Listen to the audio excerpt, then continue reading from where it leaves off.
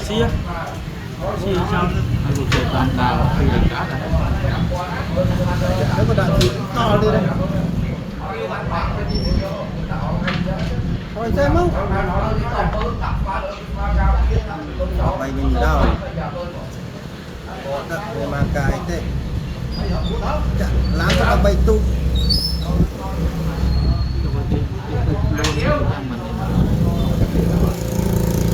xi muối sân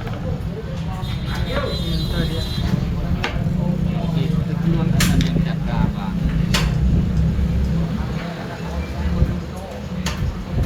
ốc muối sân ê muối sân này ốc muối sân tư ốc muối cái dưa xì dưa xì tiền thế là ấy rồi cái xuống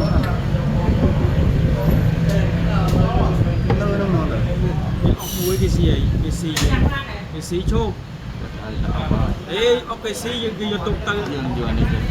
ê chốt bờ dương ốc tư xẻ lên nè sau gì muốn cô lại bắt lời cố như lăng ni mà nếu mà cắt cái chốt ốc cái xì cái xí ấy cái thời được xí ấy xí dương này buổi tới dương vô xe xí kìm cho đó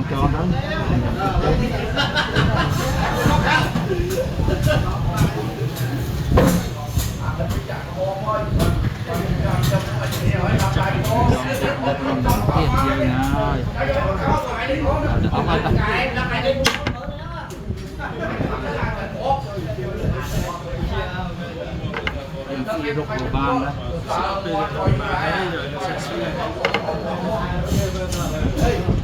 Quay muối thế. Mà tay không? Quay á. Quay mà sai một thành mau.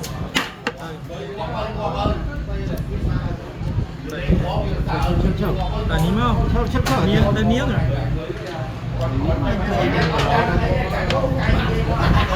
Thấy đây. Có đặt cặp xe.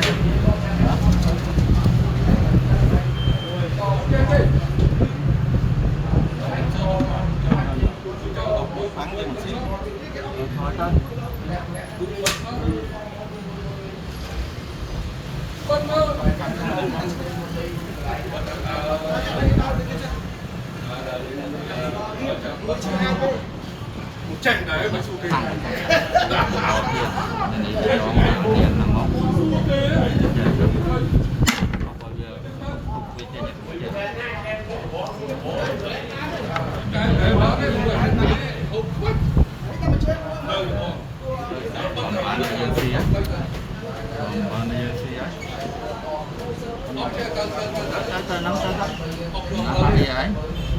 Nó bị đẹp tục Nó có đậm mắng tục dương tân à? mà nó bị trời muối đấy Không có tới nè. Đã đi niêng tiết bên này chơi trò. thôi mà thôi tới Rồi mình biết con đọng. Đọng như năng con bàn rồi. Con có gì đâu. Đấy.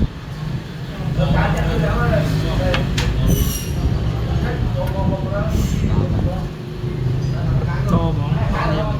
thôi rồi to tôi bây giờ đã on đó cái thôi cho nó thôi vậy thì làm con này mình ôi chứ ngay tụng pi trùng ngoài thế như đang thấy kìa mình lên mình lấy thời kê lấy gì xui thời kê cái món này à vậy mà khó không ở đây cũng được là lấy chắc ta lấy cái thời gì nó có dương đặng thay chơi đấy nhà nó bán bây giờ mà đi ta đi tới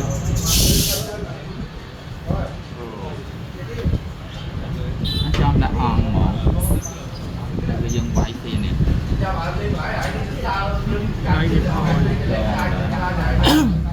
đã đâu chị cho nó ăn bán đây ta đang hiện ăn bán mồm ta đặt đây là ăn bán đi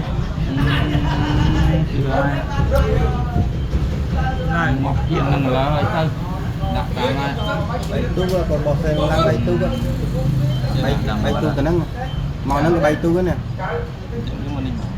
mà mà tới anh đâm tới Miền màu từ nắng ấy. Tại mà lo đấy.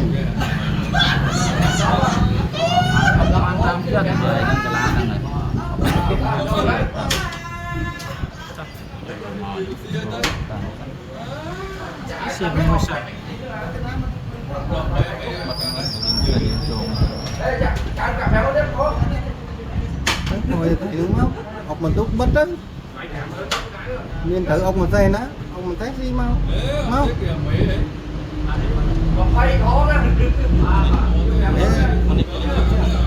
nó không thầy Ông đi bắt đâu bắt tới vậy nó mới bắt cái này gì đây là mùi sẵn đấy dan ang kisiya PC yang itu dia pelan C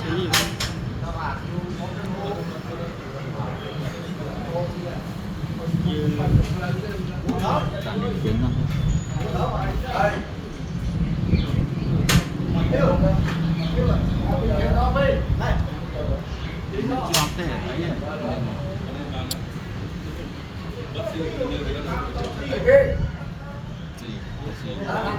Tính con miếng khi mình Yo thấy cho ông xe thân đẩy thấy quá rồi cho ông xe thân đẩy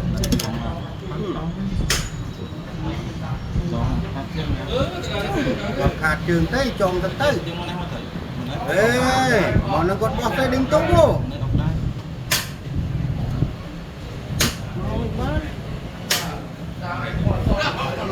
nè ở đây đà nó ngồi thân tay thấy mà đà nó ngon đây người ta kiên gì thấy kiên mình chứ ông ta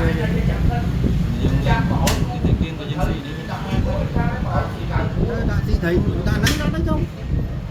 xí mà à thầy là xí ấy có cái bật chia kiến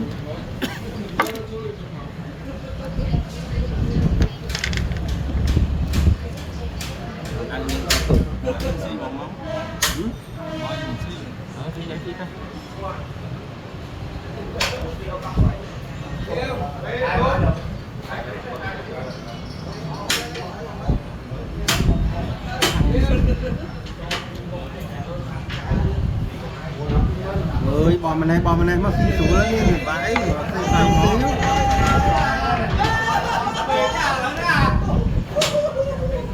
bò đình tung không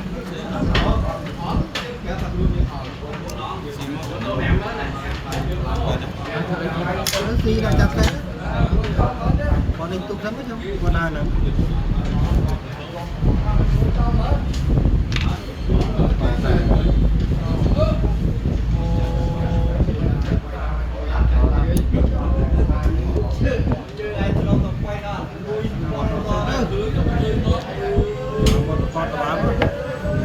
thầy ăn bán dương nghe với lúc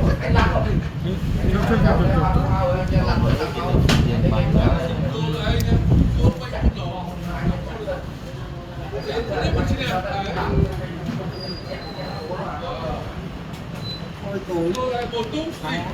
thằng này thôi cô tên này học bài tú không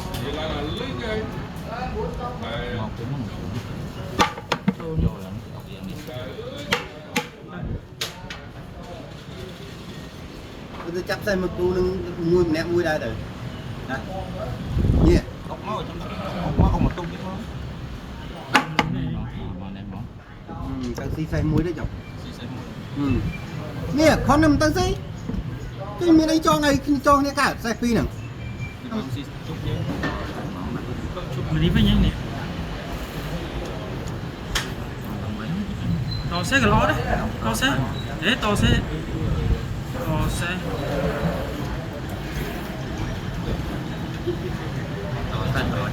alo nhưng mà xí còn xí học nơi là nghĩ mình hao gì ba là nghĩ mình hao ba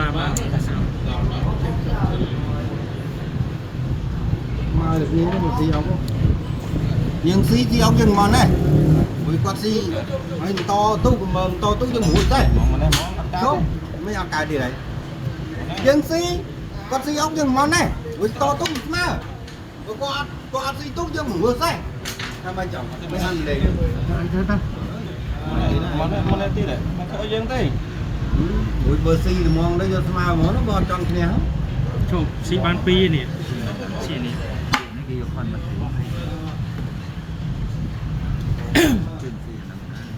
hay gì thật là lì nhé xì đấy lao này khi nó giáp á lại người dân thôi là coi được nhé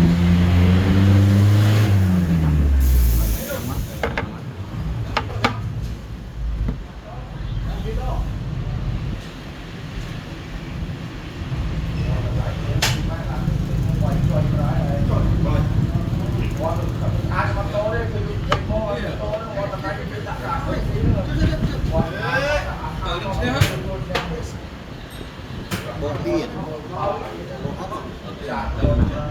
một cái đá cho cái gì để tê xe cho bán đây nè món nó cái gì xe để tê đấy món này mấy cái gì xe để tê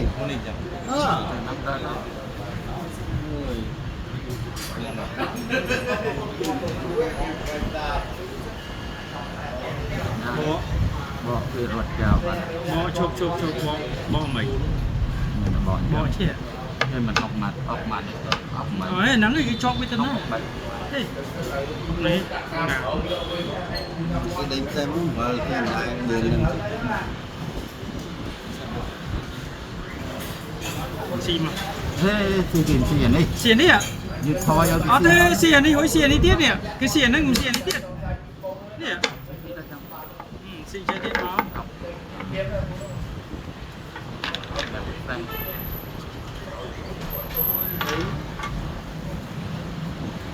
giờ mình có cái cho cái ốc đang làm món nghe chị ơi đây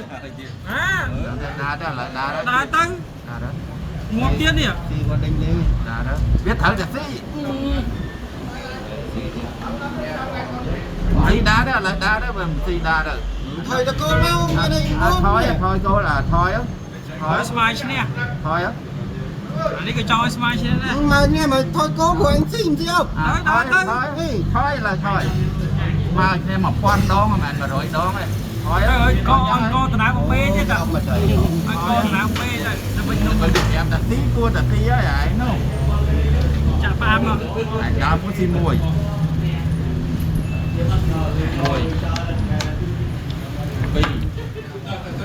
cái gì ta chơi thế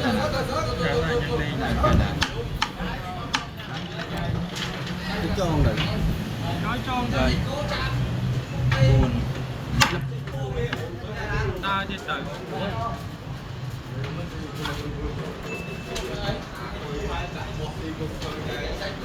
là cái nát thế là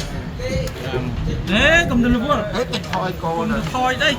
thôi đây thôi say đi xí tăng thôi vậy mà xí mà đi mau đi mau khó hơn xí mau đi tí mau mình chơi mà chưa thì ê chân chân lên này xe đây